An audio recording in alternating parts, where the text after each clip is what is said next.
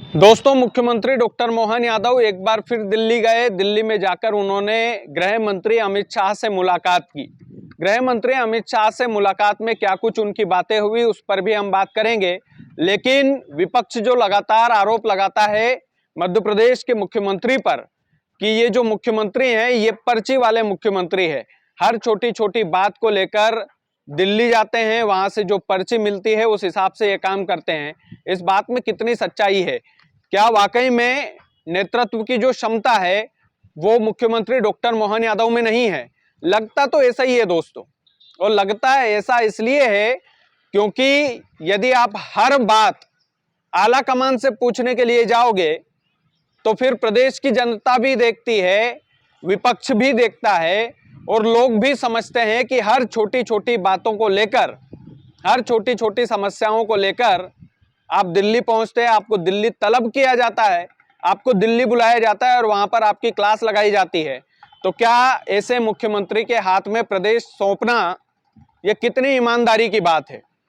फिलहाल मुख्यमंत्री डॉक्टर मोहन यादव और अमित शाह के बीच में क्या कुछ मुलाकात के दौरान बातें हुई होंगी, इस पर कई सारे कयास लगाए जा रहे हैं। सूत्रों की माने तो 4-5 मुद्दे ऐसे हैं जिन पर इन दोनों के बीच में मुलाकात के दौरान बात हुई है। लेकिन मुख्यमंत्री डॉक्टर मोहन यादव ने अपने सोशल मीडिया अकाउंट्स पर पोस्ट में लिखा कि गृह मंत्री से भेंट कर प्रदेश के विकास संबंधित विषयों पर चर्चा की और मार्गदर्शन प्राप्त किया। यानी कि मुख्यमंत्री डॉक्टर मोहन यादव ने खुद ने यह स्वीकार किया कि मार्गदर्शन की उनमें कमी है, तो मार्गदर्शन उन्होंने अमित शाह से जाकर प्राप्त किया। और जो विपक्ष के नेता है, जो राजनीतिक विश्लेषक है, इस मुलाकात को क्या बता रहे हैं दोस्तों कि मुख्यमंत्री की बकायदा क्लास लगी है, और ये क्लास लगी है हाल ही में हुए घटनाक्रम को लेकर। छिंदवाड़ा में कफ सिरप से बच्चों की मौत हुई, मध्य प्रदेश में ये मौत का आंकड़ा बढ़ता जा रहा है। ऐसे में मीडिया में खूब चर्चा में है मध्य प्रदेश, कि मध्य प्रदेश में जहां पर एक शराब की बोतल आपको बेकार नहीं मिलती है, वो भी इतने चेकिंग से गुजारी जाती है, वहां पर छोटे छोटे बच्चों की कफ सिरप, जहरीली कफ सिरप कैसे पहुंच गई, उसका जिम्मेदार कौन है? क्या मुख्यमंत्री डॉक्टर मोहन यादव अपने स्वास्थ्य मंत्री से इस्तीफा लेंगे? तो संभवतः ये जो 1 घंटे की मुलाकात है, इस 1 घंटे की मुलाकात में कफ सिरप के मामले में गृह मंत्री अमित शाह ने मुख्यमंत्री डॉक्टर मोहन यादव से जाहिर सी बात है रिपोर्ट मांगी होगी कि आपने इस मामले में क्या कार्रवाई की, किन पर कार्रवाई की और किस तरीके से कार्रवाई की है।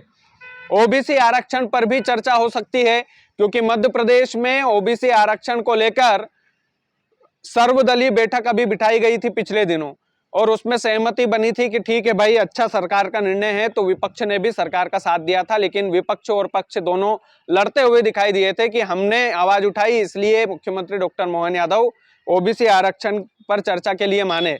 लेकिन ये मामला अभी सुप्रीम कोर्ट में लंबित है, तो हो सकता है कि इस पर भी गहराई से चर्चा इन दोनों के बीच में हुई हो। वर्तमान में राजनीतिक स्थिति मध्य प्रदेश में कैसी है, इस पर अमित शाह उनसे रिपोर्ट ले सकते हैं, क्योंकि अमित शाह राजनीति के चाणक्य माने जाते हैं। ऐसे में मध्य प्रदेश में अभी विपक्ष जो है बुरी तरीके से हावी है, सरकार गलतियां भी कर रही है। कभी मंत्री, सरकार में बैठे मंत्री बदजुबानी कर रहे हैं, कभी कफ सिरप पहुंच रही है, कभी इंदौर जैसे शहर में मौत का ट्रक पहुंच जाता है, कभी आप खुद के जो मंत्री हैं वो अपनी ही सरकार की शिकायत भरे मंचों से कर देते हैं मुख्यमंत्री के आंखों के सामने। तो ये सब जो चल रहा है, वर्तमान में जो मध्य प्रदेश की राजनीतिक स्थिति बनी है, वो डॉक्टर मोहन यादव के लिए ठीक तो नहीं है, क्योंकि सीनियर और जूनियर नेताओं के गुट बन चुके हैं, और इन गुटों में जाहिर सी बात है कैलाश विजयवर्गीय, गोपाल भार्गव, प्रहलाद पटेल और ज्योतिरादित्य सिंधिया जैसे सीनियर नेता अलग हैं। नरेंद्र सिंह तोमर और ज्योतिरादित्य सिंधिया की खूब लड़ाई चल रही है। ग्वालियर चंबल इलाके में अलग राजनीति चरम पर है। तो ये गुटबाजी का आरोप जीतू पटवारी भी इन पर लगाते हैं।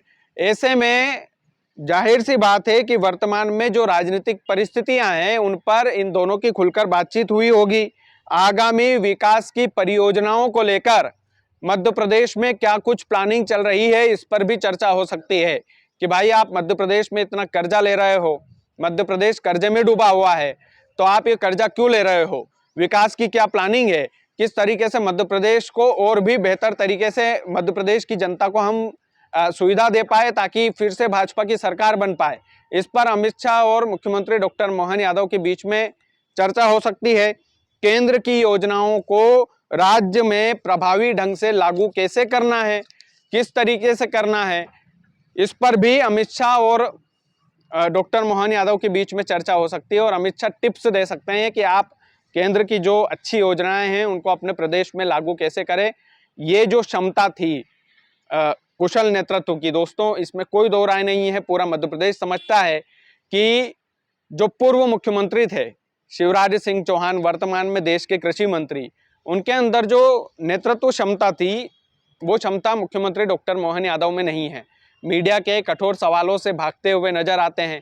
इंदौर में प्रेस कॉन्फ्रेंस के दौरान वो उठकर चले गए थे। कप सिरप पर जब उनसे सवाल पूछा गया तो बोले कि वो कल की घटना हो गई, आज की चर्चा करो।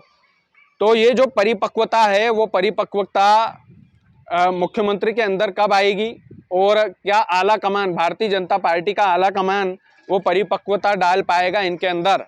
क्योंकि इसमें केवल मुख्यमंत्री डॉक्टर मोहन यादव की बेइज्जती नहीं हो रही है, इसमें भारतीय जनता पार्टी की बेइज्जती हो रही है, इसमें भाजपा की इमेज भी गिर रही है। तो उस इमेज का ख्याल अच्छे से जानते हैं कैसे रखना है अमित शाह। तो अमित शाह और मुख्यमंत्री डॉक्टर मोहन यादव के बीच की ये मुलाकात एक तरीके की कोचिंग मानी जा रही है कि ये कोचिंग दी गई है प्रदेश के मुखिया को। और वाकई में मुख्यमंत्री ने भी ये स्वीकार किया, अपने पोस्ट में उन्होंने लिखा कि मार्गदर्शन मिला, यानी कि मार्गदर्शन की आवश्यकता भी है। और सीधे तौर पर यदि बात करें दोस्तों, तो वर्तमान की जो सरकार है, मुख्यमंत्री डॉक्टर मोहन यादव की जो सरकार है, उस सरकार में काफ़ी कुछ ठीक नहीं चल रहा है। मध्य प्रदेश में पूर्ण बहुमत की सरकार है, पूर्ण बहुमत की एक तरफा सरकार है, उसके बाद भी ये बचा कुचा विपक्ष इतना हावी कैसे हो रहा है?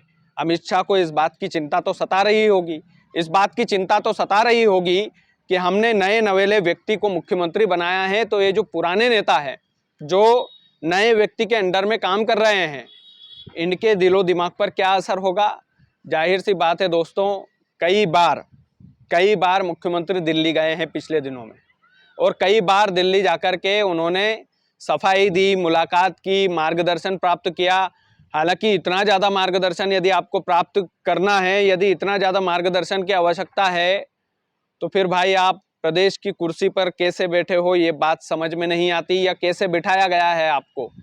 क्योंकि जिस व्यक्ति के अंदर नेतृत्व क्षमता होती है उसी व्यक्ति को मुख्यमंत्री की कुर्सी देना चाहिए, इतनी बड़ी जिम्मेदारी देना चाहिए। प्रदेश की जनता की कमान जिस व्यक्ति को सौंपी गई है, उस व्यक्ति को यदि मार्गदर्शन की आवश्यकता है अभी भी, तो ये थोड़ा समझ से परे है। बाकी आप लोग वीडियो को ज़्यादा से ज़्यादा शेयर कीजिएगा। चैनल यदि आपने सब्सक्राइब नहीं किया है तो प्लीज़ कर लीजिएगा। बहुत बहुत धन्यवाद।